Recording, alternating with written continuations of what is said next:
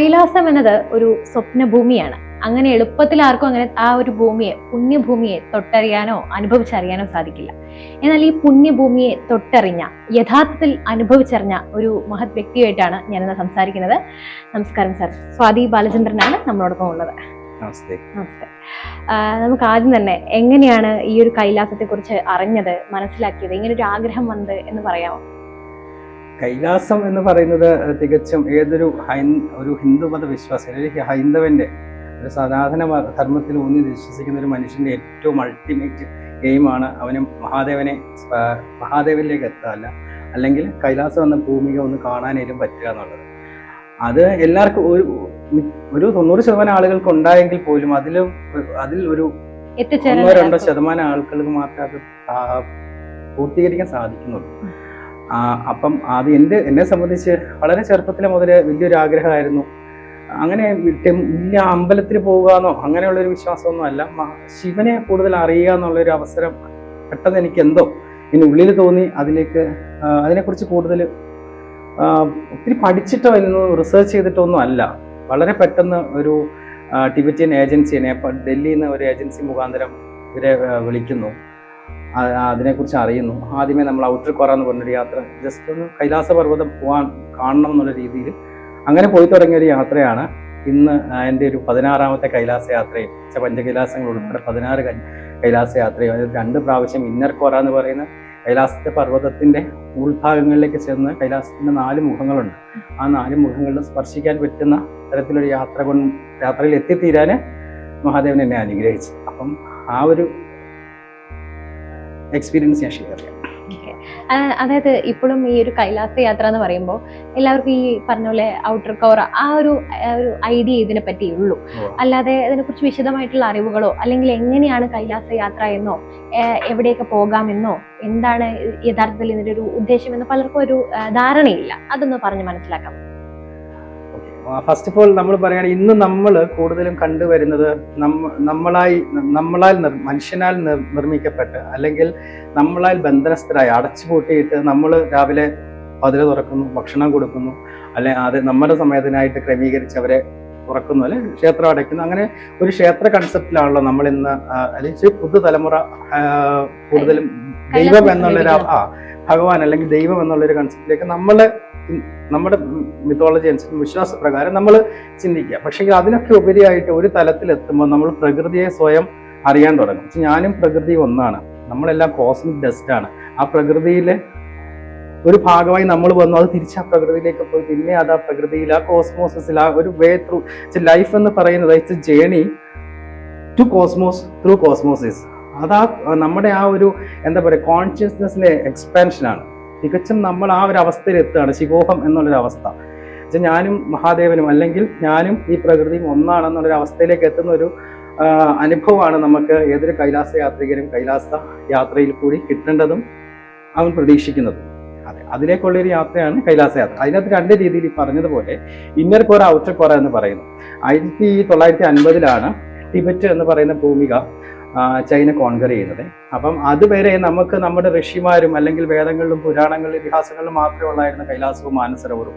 അതും കൈലാസ പർവ്വതം ഉണ്ടെങ്കിൽ തന്നെ മാനസരോവർ എന്ന് പറയുന്ന ഒരു തീരം അത് വെറും കവികളുടെ സങ്കല്പത്തിൽ ഉണ്ടായിരുന്ന ഒരു പ്ലേസ് ആണെന്നാണ് നമ്മൾ വിശ്വസിച്ചിരുന്നത്. പക്ഷെങ്കിൽ ഈ ഒരു ജനറേഷൻ, അല്ലെങ്കിൽ നമ്മുടെ തൊട്ട് മുന്നത്തെ ജനറേഷൻ വരെ ഉള്ളവർക്ക് മാത്രമേ ഇതെന്താണ് ഇത്ര വളരെ അടുത്ത് ഇതറിയാൻ, അല്ലെങ്കിൽ ഈ കോടിക്കണക്കിന് ജനങ്ങളിൽ നമ്മൾ പറയുന്ന പോലെ സപ്തഋഷികളെ പോലെയുള്ള മഹായോഗികൾക്ക് മാത്രമേ ആ ഭൂമികയിൽ എത്താൻ പറ്റിയിട്ടുള്ളൂ. ഇന്ന് പക്ഷെങ്കിൽ വളരെ സാധാരണക്കാരന് എത്താൻ പറ്റുന്നെങ്കിൽ അത് തീർച്ചയായിട്ടും നമുക്ക് കിട്ടിയ ബ്ലെസ്സിങ്സ് ആണ്. ടെക്നോളജിയോടും നമുക്ക് കിട്ടുന്ന അഡ്വാൻസ്ഡ് ആയിട്ടുള്ള ടെക്നോളജികളോടും നമ്മൾ നന്ദി പറയണം. അതുകൊണ്ടാണ് നമുക്ക് അവിടെ എത്താൻ പറ്റിയത്. പക്ഷെ അതെല്ലാം ഇന്ന് അനുഭവിക്കാൻ പറ്റുന്നു. അപ്പം ഈ കൈലാസ രീതി യാത്ര 2 രീതിയിലാണ് നമ്മൾ ചെയ്യുന്നത്. ഒന്ന് കൈലാസ് ഔട്ടർ പരിക്രമ, ഒന്ന് കൈലാസ് ഇന്നർ പരിക്രമ. ഔട്ടർ പരിക്രമ എന്ന് പറഞ്ഞാൽ ഇന്ന് നമ്മൾ ആളുകളെല്ലാം ഭാരതത്തിൽ നിന്ന് ഒട്ടുമിക്ക ആളുകളും പോകുന്നത് ഈ ഔട്ടർ പരിക്രമയ്ക്കാണ്. കൈലാസ പർവ്വതമായിട്ട് ഏകദേശം ഒരു 7 കിലോമീറ്റർ ദൂരത്താണ് നമ്മൾ നിൽക്കുക. അങ്ങനെ 3 ദിവസം കൊണ്ട് പ്രദക്ഷിണം ചെയ്യുക കൈലാസ പർവ്വതം 4 മുഖങ്ങളും. സൗത്ത് ഫേസിൽ തുടങ്ങി തിരിച്ച് സൗത്ത് ഫേസിൽ വരെ വരുന്ന 3 ദിവസത്തെ 50 കിലോമീറ്റർ 52 കിലോമീറ്റർ അടുത്തുള്ളൊരു യാത്രയാണ് ഈ ഔട്ടർ പരിക്രമ എന്ന് പറയുന്നത്. അതേസമയം ഏകദേശം 6 വർഷങ്ങൾ മാത്രമേ ചൈന അനുവദിച്ചിട്ടുള്ളായിരുന്നു ഇന്നർ പരിക്രമ എന്ന് പറയുന്ന ഒരു യാത്ര. അത് നിലവിൽ ഇന്നും ഉണ്ട്. ചെയ്യുന്നത് ചൈനയിൽ ടിബറ്റിൽ 2 മതക്കാരാണുള്ളത്. ഒന്ന് താന്ത്രിക ബുദ്ധിസം, ഒന്ന് ബോൺ റിലീജിയൻ. ഈ ബോൺ റിലീജിയൻ എന്ന് പറയുന്നത് ഏകദേശം ഒരു 45,000 50,000 വർഷങ്ങൾ അടുത്തായിട്ട് ആ ഒരു ബ്ലഡ് ലൈനിൽ യാതൊരു കലർപ്പും ഇല്ലാതെ വെച്ചാൽ അവർ ആ ഒരു ഏകദേശം 30-35 കിലോമീറ്ററിനുള്ളിൽ ജനിച്ച് അവിടെ അസ്തമിക്കുന്ന മനുഷ്യ വിഭാഗമാണ്. വെച്ചാൽ അവർക്ക് വേറൊരു രീതിയിലുള്ള പുറമേ ഉള്ള ഒരു മനുഷ്യരുമായിട്ട് ബന്ധം വെച്ചാൽ അവർക്ക് പ്രത്യുൽപാദനം ഇല്ല. അതുകൊണ്ട് തന്നെ ആ ബ്ലഡ് ലൈൻ അവിടെ അങ്ങനെ തന്നെ കണ്ടിന്യൂ പോകുന്ന ഒരു അത്ര പവിത്രമായിട്ട് ആ റിലീജിയസ് പ്രാക്ടീസ് കണ്ടിന്യൂ ചെയ്യുന്ന ഒരു റിലീജിയനാണ് ബോട്ട്. അതേപോലെ തന്നെ താന്ത്രിക ബുദ്ധിസം എന്ന് പറയുന്നത് നമ്മൾ ഇന്ന് നിലവിൽ കാണുന്ന ബുദ്ധിസമേ അല്ല. ഇറ്റ്സ് റിയലി ഡിഫറെൻ്റ് ആണ്. എന്തെന്ന് വെച്ചാൽ അവിടെ തന്ത്ര എന്ന ഒരു കൺസെപ്റ്റാണ് അവിടെ വരുന്നത്. വെച്ചാൽ നമ്മൾ പ്രായോഗികമായ ബുദ്ധിസം അല്ല അവിടെ. അതിന് വരുന്ന പ്രത്യേകത എന്തെന്ന് വെച്ചാൽ ഭഗവാൻ എന്ന് പറയുന്ന നമ്മൾ ഇന്ന് കാണുന്ന ദേവതയെ അവർ തികച്ചും ഏലിയൻ ആയിട്ടാണ് കാണുന്നത്. ഏലിയൻ എന്ന് പറയുമ്പോൾ കോൺട്രവേഴ്സീസ് കൂടും. പക്ഷെ നമുക്ക് സാധാരണ മനുഷ്യന് പെട്ടെന്ന് ഉൾക്കൊള്ളാൻ പറ്റുന്നില്ല. ഞാൻ പറയുന്ന ഹിന്ദു മതത്തെക്കുറിച്ചോ നമ്മുടെ ഹിന്ദു ധർമ്മത്തെക്കുറിച്ചോ അല്ല, തികച്ചും താന്ത്രിക ബുദ്ധിസത്തിൽ നമ്മളായിട്ട് എങ്ങനെ കണക്ട് ചെയ്യുന്നത് നമുക്ക് പറയാൻ പറ്റാവേ. അപ്പം താന്ത്രിക ബുദ്ധിസത്തിൽ വേറൊരു ഗ്രൂപ്പ് ഓഫ് ആളുകൾ ഫ്രം സ്റ്റാർസ്, ഒരു ഡിഫറെന്റ് സ്റ്റാർ, അവിടെ നിന്ന് ഒരു കൂട്ടം ആളുകൾ എന്തോ പരിധി ഇവിടെ വരുന്നു. അത് നമ്മൾ എയ്സ്റ്റി എന്ന് പറയുന്നൊരു മിനറൽ ഉണ്ട്, അതിനെക്കുറിച്ച് പറയുന്നുണ്ട്. അത് ഗോൾഡ് അല്ലെ ഇറിഡിയം, അങ്ങനെയൊക്കെ പല ഐസോട്ടോപ്സ് തേടിയാണ് അവരിവിടെ വന്നതെന്നും ഒക്കെ പറയുന്നു. അപ്പം അതിന്റെ ഭാഗമായി അവരൊരു കാലഘട്ടത്തിൽ അവരിവിടെ വരികയും കുറെ നാൾ അവരിവിടെ ജീവിച്ചതും അതിന്റെ ബാക്കി പത്രമായിട്ട് അവരുടെ ലീനിയേജിൽ ഇന്ന് നമ്മുടെ ഭൂമിയിൽ അന്നുണ്ടായ നിയാണ്ടർത്താലായിട്ടോ അല്ലെ ഡിനോസോവ അങ്ങനെയുള്ള മനുഷ്യ വിഭാഗവുമായിട്ട് ഇടകലർന്നുണ്ടായതാണ് ഇന്നത്തെ ആധുനിക മനുഷ്യൻ എന്ന് പറയുന്നു. ഓക്കെ, അപ്പൊ നമ്മൾ പറഞ്ഞു വന്നിരുന്ന ഔട്ടർ കോറ ഇന്നർ കോറയെ കുറിച്ചാണ്.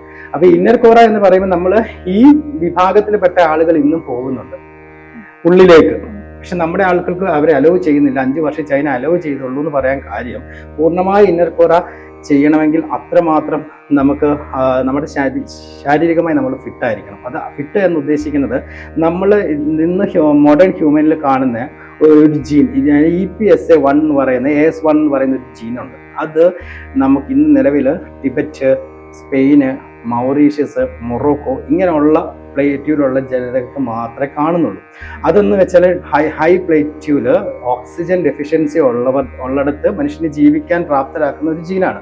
അത് നമ്മളിലില്ല, അത് അവരിലുണ്ട്. അതുകൊണ്ടാണ് ഇന്ത്യയിലില്ല. ഇന്ത്യക്കാർക്കല്ല, ടിബറ്റൻ പ്ലേറ്റ്യൂല് ടിബറ്റൻ പീഠഭൂമിയിൽ ജനിച്ചു വളരുന്ന ആളുകൾക്കേ ഉള്ളൂ. തലമുറകളെ അവർക്ക് ട്രാൻസ്ഫർ ചെയ്ത് കിട്ടുന്ന ഒരു ജീനാണ്. അപ്പൊ ആ ഒരു DNA സ്ട്രക്ചർ കൊണ്ടാണ് അവർക്ക് ഈ നമുക്കിന്ന് നിലവിൽ ഇപ്പം നമ്മൾ ഈ കിട്ടുന്ന ഓക്സിജന്റെ 1/4 പോലും ടിബറ്റൻ പ്ലേറ്റ്യൂൽ ഇല്ല.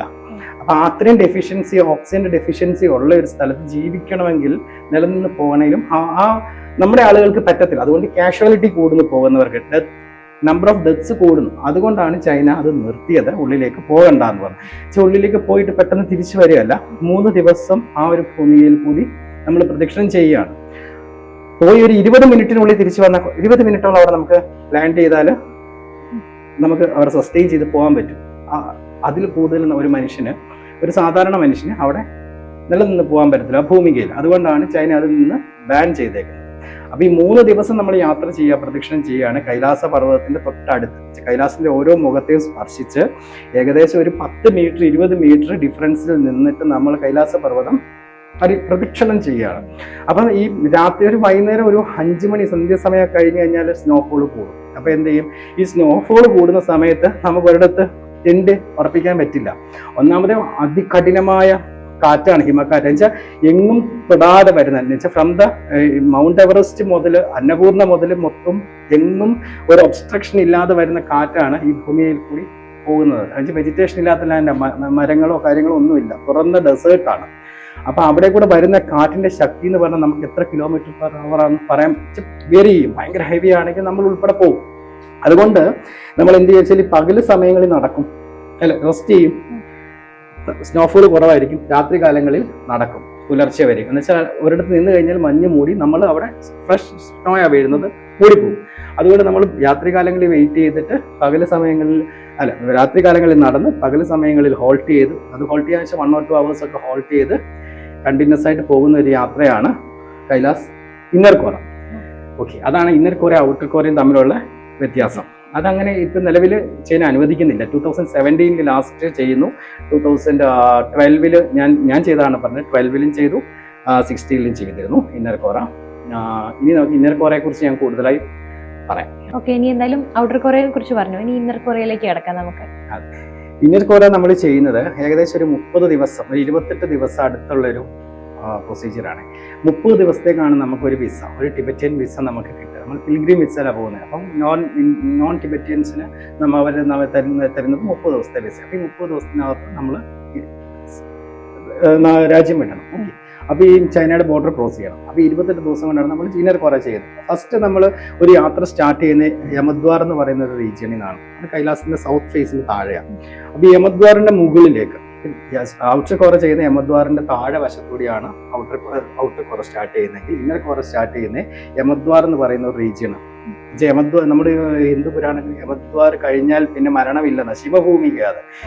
ആ കവാടം കഴിഞ്ഞാൽ പിന്നെ ശിവഭൂമികയിൽ വെച്ച് മരണം ഉണ്ടാവില്ല. അതുകൊണ്ട് യമദ്വാറിന് ഇപ്പുറമായിട്ട് മാത്രമേ ഒരു മനുഷ്യന് മരണം ഉണ്ടാവുള്ളൂ എന്നാണ് പറയുന്നത്, ഒരു ജീവജാലത്തിൽ. അപ്പൊ ആ മരണത്തെ ജയിച്ച് ഭഗവാന്റെ അതായത് ശിവലോകത്തേക്ക് എൻ്റർ ചെയ്യുന്ന പോയിന്റാണ് യമദ്വാർ എന്ന് പറയുന്നത്. അപ്പൊ ഈ യമദ്വാറിന്റെ റൈറ്റ് സൈഡിൽ കൈലാസത്തിന്റെ സൗത്ത് ഫേസ് വരിക. അപ്പൊ ആ സൗത്ത് ഫേസിലേക്ക് നമ്മൾ ക്ലിഫാണ്, മൊത്തം മലനിരകളാണ്. പിന്നെ അപ്പൊ ഏകദേശം 18 മലനിരകളുടെ ഇടയ്ക്ക് ഹെയർ പിന്നായിട്ടുള്ള വളവുകളുള്ള മലകളാണ്. അപ്പൊ ഈ മലകളുടെ ഇടയ്ക്ക് ഒരു ചെറിയ മകുടം പോലെ, ഒരു മുട്ട് പോലെയാണ് കൈലാസ പർവ്വതം നിൽക്കുന്നത്.